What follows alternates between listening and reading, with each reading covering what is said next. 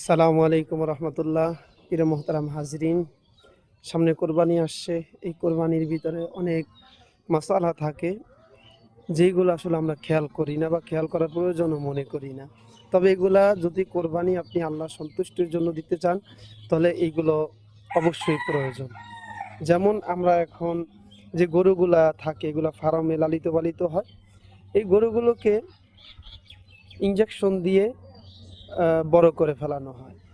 তো আমরা গরু যে জবাই দেবো, এটার জন্য কিছু সিস্টেম তো অবশ্যই আছে। কোরবানির ভিতরে সিস্টেম তো অবশ্যই আছে। যেমন বয়সগুলো আমাদের একটু লক্ষ্য করা দরকার।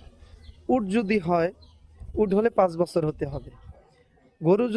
গরু আর এবং মহিষ, এই দুইটা যদি হয় তাহলে 2 বছর কমপ্লিট হতে হবে। আর দুম্বা, বকরি এবং ভেড়া যদি হয় তাহলে 1 বছর হতে হবে।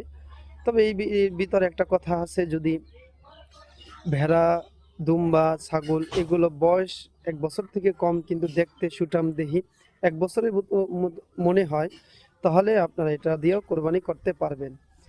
অতএব আমরা বাজারে যে বড় সুঠামদেহী গরু দেখে নিয়ে আসলাম, সুন্দর গরু দেখে নিয়ে আসলাম, কিন্তু আমরা বয়স দেখলাম না, তাহলে কিন্তু আমাদের কোরবানি হবে না। কোরবানি সহি হওয়ার জন্য অবশ্যই এই গরুর ক্ষেত্রে বিশেষ করে 2 বছর কমপ্লিট হতে হবে। এটা আমরা দেখে যাচাই করে পরীক্ষা করে নিয়ে আসব, যদি আল্লাহর সন্তুষ্টির জন্য আমরা কোরবানি দিতে চাই। কোরবানি সহি হওয়ার জন্য এই কাজটা আমরা অন্তত পক্ষে, এখন যেহেতু বাজার সামনে, আমরা এটা করবো ইনশাল্লাহ।